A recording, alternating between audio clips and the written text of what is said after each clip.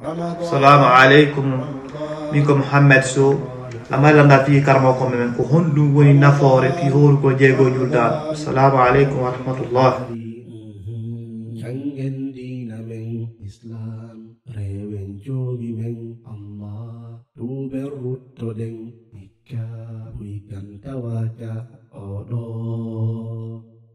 Assalamu alaikum wa rahmatullahi ta'ala wa barakatuh. Belandi haray ko woni nyaawore horugol jeego juldando mana horugol ha sumaye lanna watta don kadi balde jeego haray nyaawore dun don ko hunde daginde marde baraji molanadi haray neladon alayhi salatu wassalam be maki haddi selludo kala hordo sumaye handu lanni o hori balde jeego bawto dum e der juldando haray himo fota e horudo hitande den fo donc haray dum don sikke wala ko baraji molanadi hebugol baraji horugol hitande den fo haray den inna musibbe meden ben mo kala hebdo fere wadugol dum no yo wadu haray non hina farilla passé den andintina kadi wono ka Imam Malik e kongudigo hino anya ko fi honnum ko fi wata yimbe ben kadi jogito dum non inna ko farilla donc haray ko sunna tawande wonan kala hebdo fere horugol haray on tigi hebay di baraji do inshallah horudo hitande fo yo Allah ko ren dum.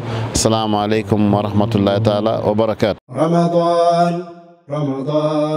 Ramadan ari